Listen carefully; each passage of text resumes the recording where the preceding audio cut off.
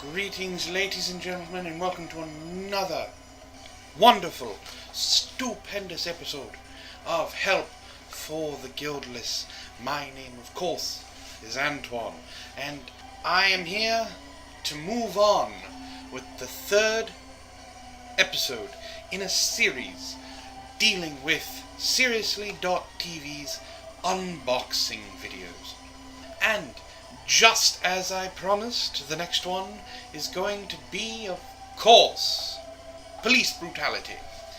Now, believe it or not, this is actually something that's quite impressive. Once again, Dylan has taken it upon himself to unbox an amazing concept. So, I've had a little bit of an issue. You see, his videos aren't very long, but my responses to them are. I average about 9 minutes for every one of his. So what I'm going to do for this, to try and keep it down, is I'm only going to talk about a few important points that he brings up, instead of going after everything. Because his videos are about 3 minutes long, 3:30 give or take with the opening and the ending. So with this, hopefully, I will be able to keep my end of the deal a little bit shorter. But, as I said, we're going to get into Seriously TV's unboxings, and, well, let's get started, shall we? The people who say it doesn't exist are full of shit. Well, this is starting off to a wonderful note, isn't it? Today, I'm unboxing Police Brutality. Now, I know I said I wasn't going to try and make this a little bit shorter, and I promise I'm going to, but after he says this, I want to preface what Dylan is actually talking about.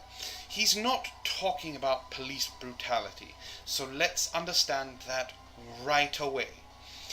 Now, he is talking about systematic racism in the police force. But he can't say that, because if he said that, no one would watch the video and he wouldn't be able to pander his propaganda. Listen, there is a difference between excessive force, which police brutality is, and lethal force, which he's going to talk about soon. Lethal force is not always seen as excessive. Get that in your heads while you listen to Dylan. Friends, I'm Dylan Marin, back with another unboxing video just for you, where I dissect some of the most talked about intangible items on the market. If you don't see this product in your neighborhood, don't worry. Just head on down to your nearby poor black or brown neighborhood, and this is almost guaranteed to be in stock.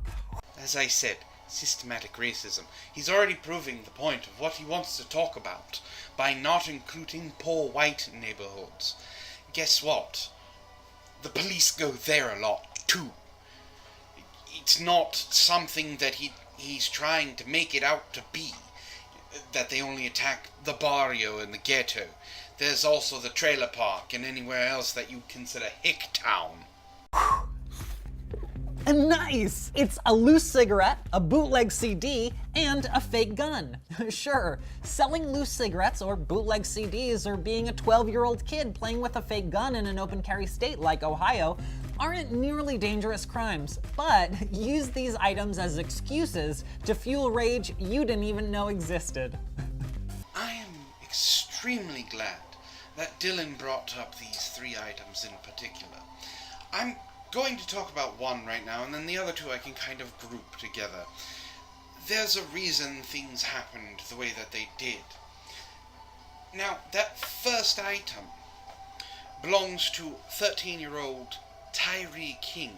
He was shot by police during an arrest. Now, when I say he was shot carrying a toy gun, you are envisioning the same thing that Dylan is showing, a plastic water pistol that's bright orange or purple, or a Nerf gun that has many exaggerated parts. Unfortunately, that's not what this toy was, and that's all I can really call it, because that's what it's classified as. This item is made to look as realistic as possible. The same weight, the same heft, the same dimensions, and the same coloring. Because this type of item fires small, compact pellets. It's an airsoft gun. And the only reason it's classified as a toy is because it doesn't fire real bullets. And the situation of what happened with poor Tyree King is sad, yes. But, by all accounts of the events, the police chief said that during the attempted arrest, young Tyree pulled a gun from his waistband, and through an attempting the arrest, young Mr. King was shot. In another statement, the same police chief said that our officers carry a gun that looks practically identical to this weapon. You see, the police chief didn't call it a toy. He called it what it was, a weapon, because that's what his police officers thought they were dealing with. But that's not what the news is going to portray, or people like Dylan. Oh no, they're going to tell you he was carrying a water pistol and accidentally pulled it out in front of the racist cops. It has nothing to do with that. It has to do with the fact that this is a lifelike gun, and that they could not tell during the arrest that it was a toy. I'm not saying it's the right thing to do in shooting him, but he aimed a realistic looking weapon at police and then tried to run during an arrest. Now, I'll get to the other two, and all three of these can be summed up into one thing of why it happened. Now, that CD case represents, of course, Alton Sterling in Baton Rouge, Louisiana. That was one of the big ones. Let me explain. He wasn't shot for selling bootleg CDs. Alton Sterling was shot for resisting arrest and having an illegal firearm, and attempting to pull that on the police. Now, the police officers that showed up didn't just show up because the man was selling CDs. They showed up because they were called. They were called because Alton Sterling was threatening someone with the gun. Now, I don't know about you, but that's a charged situation. I can't say for certain that Alton Sterling would have used the gun, but when he was being arrested, he reached for it. And there was another video that came out later on that showed a man who basically demonstrated that Alton Sterling didn't need to reach into his pocket and pull out the gun to fire. But once again, this is all propaganda, and it's all propaganda that's being spit as misinformation. Now, as for the cigarette, I don't know if this is the one they're talking about, but it happened in San Diego. The man's name was Alfred Alongo. I'm pretty sure I screwed that up. Now, what ended up happening is he pulled a large electronic cigarette, known as a vape pen, from his pocket and pointed it at the police officer who fired, while a second officer stood nearby trying to subdue him with a stun gun. Well, that sounds quite ingenious, I would think. Point something at a police officer that possibly could be determined as a weapon. Alright, I said I'd lump all three of these together for one specific purpose. And that purpose is to point out something that could have stopped all three of these things from happening. And it's a radical concept, I know. But what could have stopped all three of these shootings from happening is very simple. All they had to do was to listen to what the police officer was telling them. When you have a police officer in a charged situation, like being called about two young men with guns, or a man brandishing a firearm at pedestrians. All of that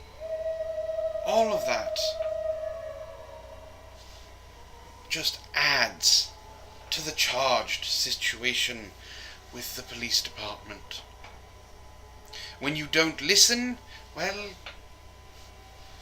the results speak for themselves. And this is not just focused on black people or brown people. This happens to everyone who does not... Okay, I can't say everyone. In the situations that they're in, it happens to most people who do not listen to the police. It needs to be said, I'm sorry.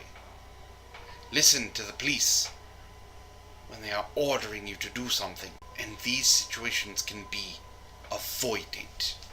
Yeah, it's a body camera, so that you can document everything that you do with this product. Huh, it doesn't seem to turn on. Body cameras are electronic. They can fail. Look how long it took to get non-skip Discmans. The technology is relatively new. Not every precinct can afford GoPros. Sunglasses?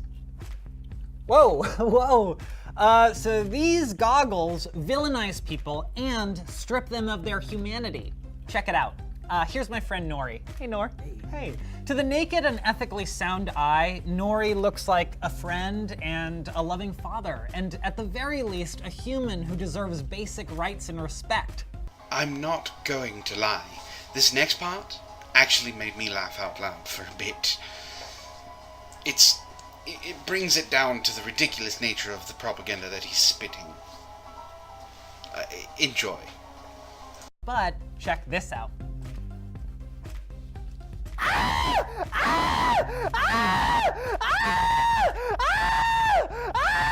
Imagine what would have happened if I had a lethal weapon on my hip, the authority to use it, and a legal system built to enable the response to my fear. One, I can almost guarantee you would never have a lethal firearm on your hip.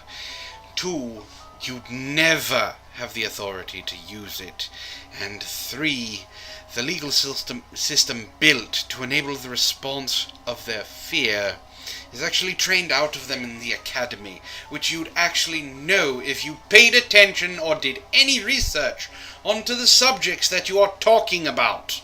If you went through what they did, you would know the difference between fearing for your life and just going off and shooting someone because you feel like it. Yes, it is paid leave. Okay, so imagine for a moment that you use this product, but something goes terribly wrong. Like your body camera accidentally works and records the whole thing. For anyone else, that would be evidence for a crime against humanity. But for you, it's early retirement. Use this money to hide out in peace and never learn from your actions. America. Paid leave is akin to workman's comp. Now, there are certain jobs that have paid leave, and I'm putting that in quotes, and then there are jobs that do not. The reason they have paid leave is because these situations need to be investigated. If you don't do an investigation and you just, go after someone willy-nilly just because you feel it's a good thing, that costs more money in the long run. So, they are not fired yet. Thus, they can still take their pay. If they are found to be guilty of a bad shoot, guess what? They lose their permit to even carry a gun, they get tried in a criminal court, and on top of that, the evidence, quote-unquote, that you decided to throw away with the body camera working, gets used against them. And they don't get paid leave anymore. It's not a vacation. Think about that. Your life hangs in the balance when you're on paid leave. It's not fun. Now, there is supposed to be one last thing in here, but I don't see it.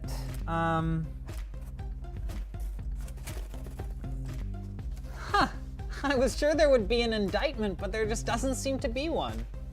Indictment. Okay, here, let me give you an example of police being, convicted of what would be akin to killing someone.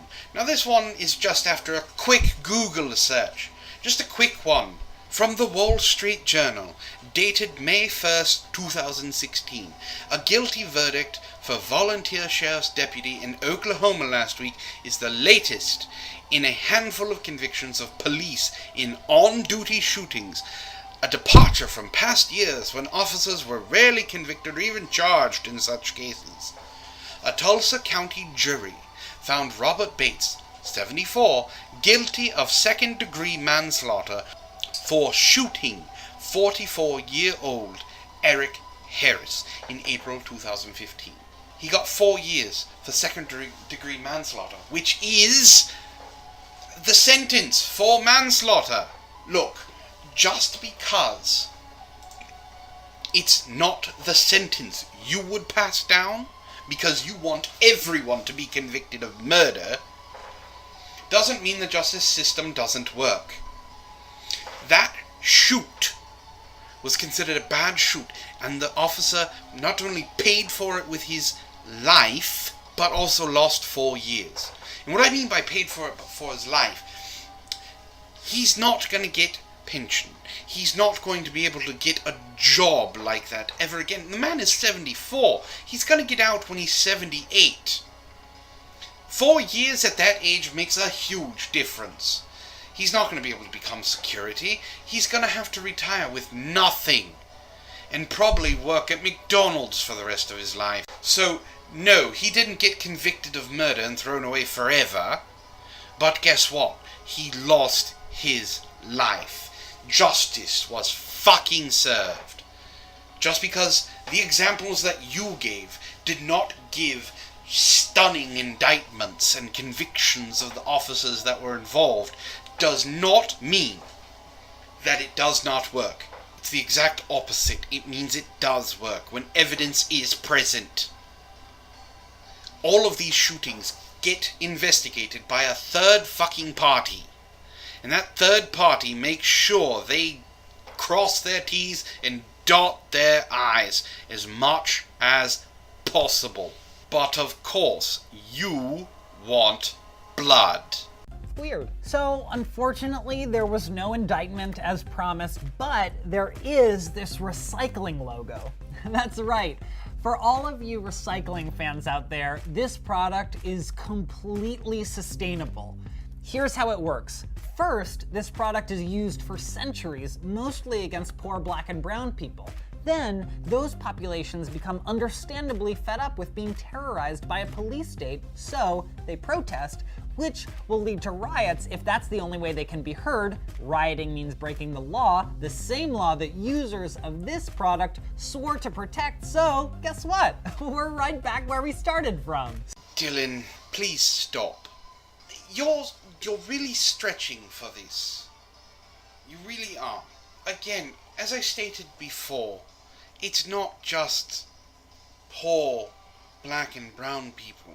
And if they are targeted long enough, all races have a tendency to get angry. And if they protest, which is the only way they can be heard, then keep it a protest. When it turns violent, it is no longer a protest. They've chosen to break the law that is supposed to be upheld. And when that happens, guess what? They're supposed to be arrested. Do you want everyone who, turns over a car not to be arrested? Wait, I know. You just want the people that you think should be arrested for rioting are the only guilty ones. What about the people who riot when a sports team wins? Like the Lakers. The Los Angeles Lakers, the last time they won, there was a riot in the street. overturned police cars, destroyed property, people just going in and looting whatever they wanted. Should they be held accountable? If you said yes, well, then I guess you're a hypocrite. But what am I saying? You're not a hypocrite. You just want to choose who gets punished. Right? Well, there's a person that does that. They're called a judge. You're not a judge. Far from it. So ingeniously evil, it seems intentional. Well, that is it for me, friends. So I definitely don't recommend this product and will likely spend the rest of my life fighting against it, but it looks like it'll be in stock as long as it keeps sustaining itself and the people who don't think it exists keep buying it. Bye. Fighting against it? What are you exactly fighting against? I don't see you openly fighting anything. I see you perpetuating propaganda that doesn't need to be perpetuated. But I digress. As I pointed out at the beginning, he is not talking about police brutality. He is talking about systemic racism in the police system. Listen, people. There are about 1.5 to 2 million police officers out there for 50 states. Those, let's just say 2 million. 2 million police officers are in charge of keeping the peace for 319 million people. Out of 319 million people, only about 1,000 die each year from police interaction. That is less than 1%. Stop listening to this bullshit propaganda and pretty words. There's a reason why certain police reports and certain things make it into the media. If, I don't know, a bunch of white people suddenly got shot by cops, it wouldn't make it into mainstream media because you can't make it an issue. You can't get ratings. But if one black man gets shot, who has a criminal record, who was just robbing a store, and then gets shot wrestling the police for his gun, you get entire movements created for it.